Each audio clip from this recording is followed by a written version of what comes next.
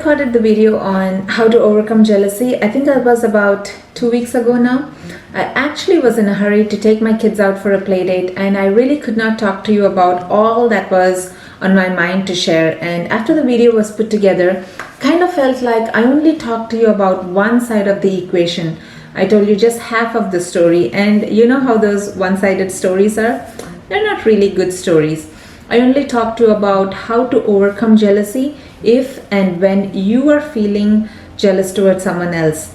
But I really did not talk to you about how to deal with a person who is jealous about what you have, because I feel it's really important to protect yourself from people who are an energy drain in your life, especially, and let me repeat, especially if you have a certain dream or a vision or you're working on a goal and there is this negative emotion coming towards you. And I'll tell you why it is important in just a little bit. But before that, I have something exciting to tell you. I put together this very helpful resource. It's a prayer for protection given by a great man of God. It's a wonderful prayer, and if you realize there is a need for protection in your life, whether it's from negative words or actions of people, or even this new virus scare that's going on around the world, you can use this prayer tool. And I've been using this prayer tool whenever I feel like I need some help in my prayer life. But I want to tell you, I'm not a liturgical person, but I don't keep myself from using tools if I need to. And this is definitely a help if you don't especially find the words or the focus you need when you want to pray. I'll tell you how to get it at the end of this video. Now, going back to our topic, it's very important to guard your heart from rejection and hurt, especially when God puts a dream in your heart and you're working on it. What happens is Satan will bring people against you who will do or say things that are outright discouraging, hurtful, or disheartening. And this could affect you in slowing you down or making you less effective in what God has called you to be or do. And there is an interesting verse in Proverbs 27 verse 4. It says, "Anger is cruel and fury is overwhelming, but who can stand before jealousy?" You know, jealousy is one of those most complex emotions that is absolutely hard to deal with. Because, like I said in the last video, it is a mix of envy, anger, bitterness, resentment, and it could be a whole lot more. And in this video, I'm going to be talking about 5 ways to deal with people who are jealous towards you. And you know, the truth is we always are going to come in contact with people who display some sort of traits of jealousy or be envious of you. Because what it really is, it is their insecurities, their fears, their unhappiness, their resentment, their feelings of insufficiency. It's all being tossed out at you. And it is not only important to be aware of it, but also have the wisdom to protect ourselves from it. And whenever you're faced with some kind of jealousy or envy from other people, which could show up in hurtful words, silent treatment, discouraging behavior, and put downs, you can do one of these following. Number 1 is affirm them.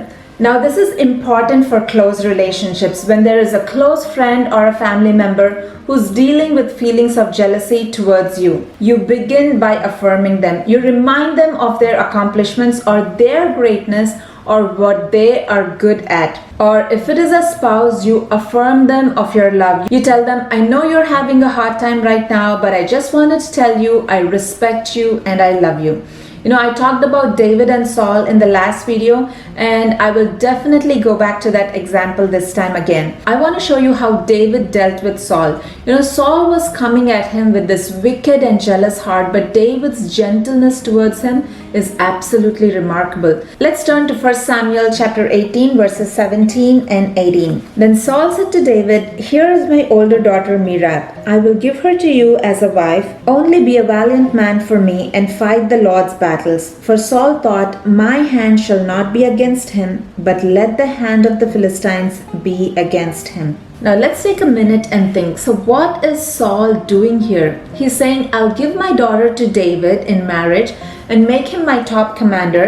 And when he goes out for wars, the Philistines are going to finish the job for me." Can you see Saul's envy consuming him? He's just planning to get rid of David whichever way is possible. And that is the danger of jealousy. It just blinds you to the point that you are just wanting to get your way whichever way is possible. Let's continue reading verse 18. But David said to Saul, "Who am I and what is my life or my father's family in Israel, that I should be the king's son-in-law?" You see, David here is affirming to Saul by first reminding him that he and his family are not the royalty. They are just humble people, and that Saul, you, O king, are the royal one, and to be the king's son-in-law is an honor.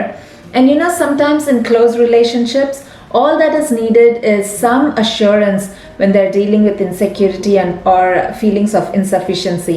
Just be kind and gentle, also keeping in mind that it is not our job to fix anyone. We are not coming from a place of defending ourselves, but just from a place of calm and confidence, but still reassuring them. And this one step can help you deal with a lot of relational issues involving jealousy. Just affirm them of their greatness and of your love for them. Number 2 is ignore. Now, if it's not a family member, or even if it sometimes is a close friend, I would just say this is your best option. Ignore it. 99% of what people throw at you, you should absolutely ignore it. Remember, it's not your job to change anybody. And this is going to be hard if you are a people pleaser, to ignore people's comments. Again, I want to point out a trait that God loved so much in David, and it could be definitely one of the reasons why he became a man after God's own heart. In all that Saul said and did to David in rage and jealousy, David never once retaliated or said things that showed hatred or did anything that could harm Saul. Not even once. And not even when it was so easy or close to hurt him. He left all vengeance in the Lord's hands. So next time you are faced with stuff or comments, both verbal and online, that is just meant to pull you down, your best way to deal with it is ignore it. But I want to say, here's a small advice for you, small side dish for you. Through those negative words, when people show you who they are, believe them for who they truly are. Believe them for the person that they are, because eventually you will know that they are not meant to be in your life long term. Alright, the third way you can deal with it is remember your vision. Can you imagine being in David's shoes and just running from place to place, hiding to save your life, and depending on secret provisions to keep yourself alive and fed? Ever wondered what might be going through David's mind? We can read through some of it in the Psalms, but what he hung on to, what he really clung to, was the picture of Samuel anointing him to be the next king. He had this memory of Samuel anointing him to be the king. And I feel like he had a firm grasp on that vision God had for him. He knew his why for survival. It is absolutely important for us to remember why we do what we do. And if we get distracted and derailed at every demeaning comment of people, we will not be able to live up to our full potential. Have that vision, know your why, and don't let anybody claw you back down from it. David remembered that God had a purpose for him, and he stuck with it throughout the raging jealousy of Saul. Number 4 is get better. Excel even more. The thing with being online is you get both good comments and bad comments. And the interesting thing that I've noticed is every time I hear someone spew hate, my instinct is I am going to get better. Not to spite them, but despite them. So despite all the negativity that comes from people who are being jealous of you or what you do, keep getting better. Keep working on yourself. Develop your level of excellence. David used that time running away from Saul, not to just stay in the hiding, but to get better in being a great leader to the people who surrounded him. He got better tuning into the heart of God each day. He excelled at taking strategic action. He got better throughout that time he was running away from Saul. Number 5 is help people as you grow. Be grateful for what you have, and as you continue to succeed, help people along the way. Don't be like the people who, when they succeed, they're just lost in Beverly Hills and all they do is stare in the mirror all day and think how self-important they are. No, lift people up. David had a group of few hundred men who hung out with him when he was running away from Saul, and David helped them. They found some kind of comfort in David's presence. And we can see that in 1 Samuel chapter 22 verse 2. It says, everyone who was in distress and everyone who was in debt and everyone who was discontented gathered to him, and he became captain over them. Now there were about 400 men with him. That's 400 people going through tough things in their life, and David became their champion.